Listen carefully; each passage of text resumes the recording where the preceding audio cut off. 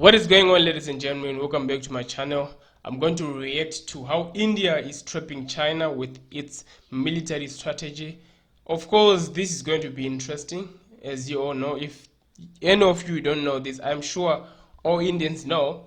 That India and China have been having border disputes, for a very long time. So I'm not sure about what this is all about exactly, but let's see how it is, and hopefully it's gonna be interesting. Make sure to like, share, and subscribe. Tell me more what you think, guys, about this in the comment section down below. So let's get it. विस्तारवाद का युग समाप्त हो चुका है। ये युग विकासवाद का है। Troubles began as early as 2013 when China expanded its Belt and Road Initiative. Massive construction projects in Pakistan, Sri Lanka, Bangladesh, and the Maldives caused unease in Delhi. If you ask me, is our relationship normal today? My answer to you is no, it is not. China is clearly becoming a much stronger military power. India has also stepped up its participation in the Quad, which is a group of 4 countries, including the US, Australia, and Japan.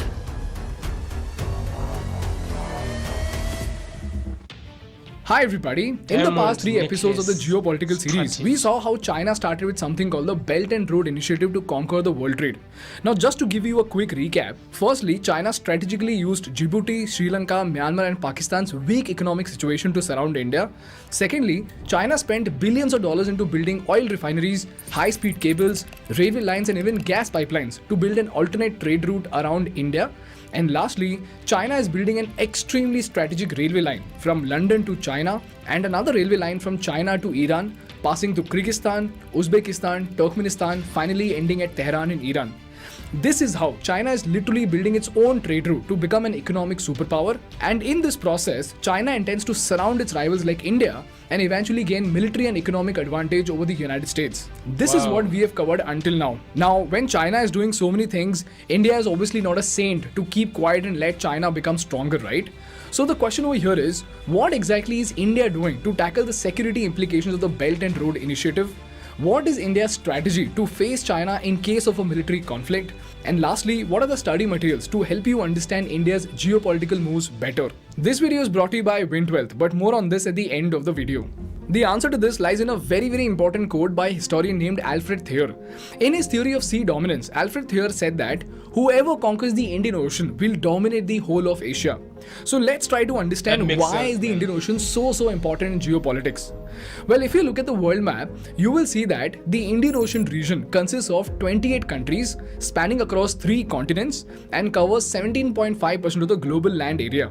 These countries include 21 members of an association called the Indian Ocean Rim Association. This includes major nations like Australia, Bangladesh, India, Indonesia, Iran, Kenya, Malaysia, Oman, Singapore, South Africa, Sri Lanka, Thailand, UAE and Yemen. Then there are 7 others who are not a part of this association, which includes Brunei, Cambodia, Maldives, Myanmar, Pakistan, Timor-Leste and Vietnam. And this region is home to over 35% of the world's population, which is around 2.6 billion people. Now, if you notice something very peculiar about all these nations that I stated, you will realize that the Indian Ocean region is home to some of the fastest growing countries in the world. Secondly, it is one of the most strategic regions in the world, which falls at the crossroads of the global trade itself. The Indian Ocean connects the international economies in the North Atlantic to the Asia-Pacific region. And secondly, the major sea routes that connect the Middle East, Africa and East Asia with both Europe and America also lie in the Indian Ocean itself. And what is absolutely mind-boggling about the Indian Ocean is that 80% of the entire world's maritime oil trade flows through just 3 narrow passages of the Indian Ocean. These passages are at the Strait of Hormuz, Strait of Malacca and the Strait of Bab el-Mandeb. These points are what we call as choke points, as in if you choke these points, the major part of the world trade itself will come to a standstill. If this is very clear to you, let's understand these choke points better. The Strait of Hormuz is a strait between the Persian Gulf and the Gulf of Oman. The Strait of Malacca, as you know, is this place between the Malay Peninsula and the Indian Ocean island of Sumatra. The Bab el-Mandeb is a strait between Yemen on the Arabian Peninsula, Djibouti and Eritrea in the Horn of It's a lot Africa. of information. This strait connects the Red Sea to the Gulf of Eden. And apart from these three choke points, we have four more, which are the Mozambique Channel, the Suez Canal, the Sunda Strait, and the Lombok Strait. Now, if you remember from our previous episode, China has very clearly entered very close to all these choke points. To establish dominance over the Strait of Hormuz, China has the Gwadar port in Pakistan on a 40-year lease. And it also has its infrastructure and railway lines to Iran. To establish dominance over the Strait of Bab el-Mandeb and the Suez Canal, China has debt-trapped Djibouti to build its naval base. And then, to capitalize on the Strait of Malacca, Sunda Strait and the Lombok Strait, China has made strategic alliance with Indonesia to build its infrastructure projects. And if you go through the details of the Chinese relations very closely, you will see that China has already established very close relations with the Mozambique government and has established control over a port called the Dar es Salaam port in Tanzania. So in short, the world trade can be stopped within a jiffy if you have control over these choke points in the Indian Ocean. And at the same time, if you do not have control over these points, your enemy can block your trade in no time. And quite evidently, China has slowly extended its dominance over all these choke points. This is the reason why the Indian Ocean is an extremely crucial region with respect to maritime trade and more importantly for India because of China. But the story does not end here.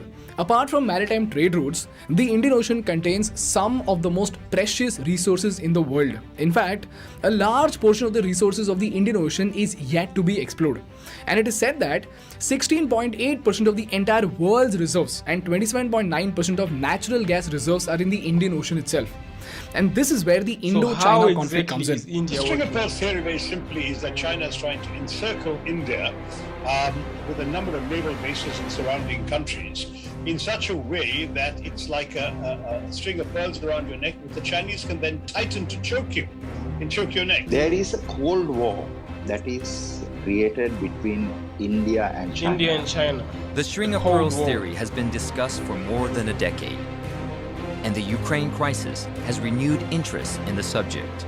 My answer to that has always been, even if they're trying to do it, which is debatable, I would say that India has a fairly robust neck and that is not so easily strangled.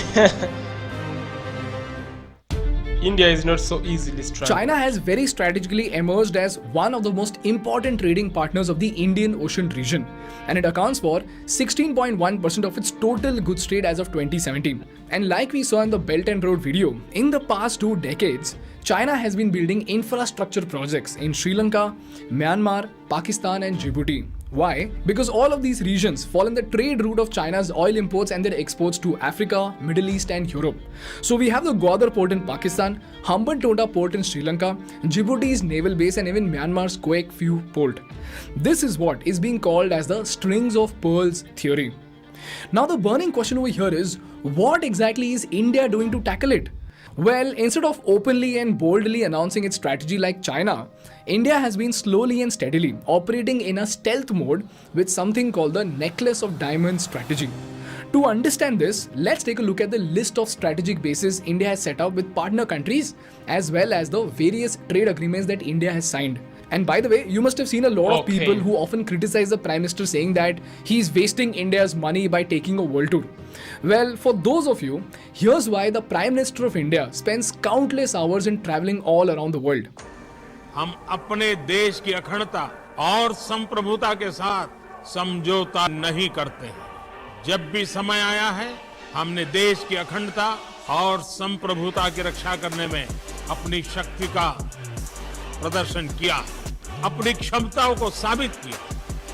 चाहे स्थिति कुछ भी हो, परिस्थिति कुछ भी हो, भारत पूरी दृढ़ता से देश की एक एक इंच जमीन की, देश के स्वाभिमान की रक्षा करे।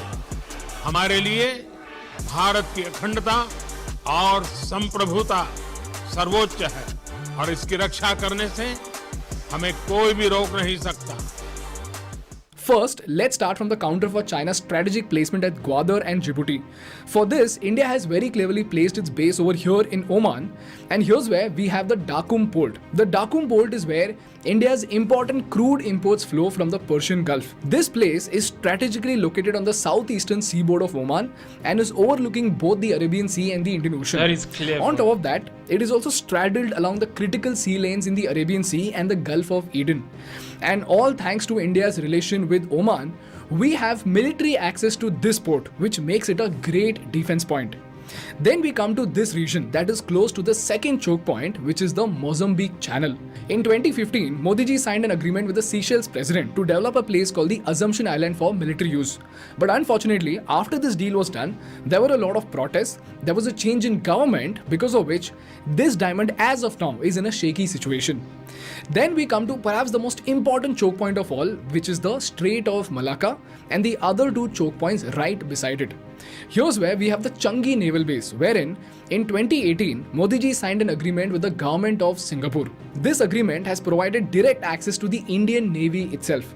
So while sailing through the South China Sea, the Indian Navy can refuel and rearm its ship through this base. This is followed by the Sabang port in Indonesia. And again, in 2018, India got military access to Sabang port, which is located right at the entrance of the Malacca Strait.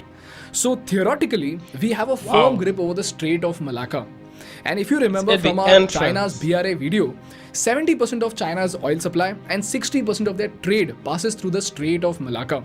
So choking this point is like choking the Chinese economy itself. After that, we have the Indo-Vietnam Diamond, and long story short, we have historically had a great relationship with Vietnam. We supply some of the most important defense equipment to Vietnam, and we have signed a comprehensive strategic partnership with Vietnam in 2016 itself. Then we have our important diamond in Japan. On 9th of September 2020, India and Japan signed something called the Acquisition and Cross-Servicing Agreement that would allow militaries of both these countries to exchange supplies and services on a reciprocal basis. So again, Japan and India can use each other's port as per their strategic requirements. And the best part about this point is that if you look at the map, you will see that it gives us a very close placement to the mainland of China itself. And then we have Mongolia, where Modi ji became the first Indian Prime Minister to visit, and more importantly, India has established a very strong relation with Mongolia by giving out a $1 billion credit to develop an air corridor for Mongolia. And lastly, we have the Chabahar port in Iran. And if you remember from our China video again, Iran is also a part of the Chinese BRI initiative, wherein they have a railway line from China to Iran, passing through Kyrgyzstan, Uzbekistan, Turkmenistan to finally ending at Tehran in Iran. So here's where India very cleverly understood the importance of Iran. So in 2015 itself, when Iran was facing crippling economic sanctions and diplomatic isolation, India agreed to develop a deep water port in Chabahar on the Gulf of Oman. That is and clever. As a part of this deal, Modi ji visited Iran and signed the agreement worth $500 million to develop this port and related infrastructure.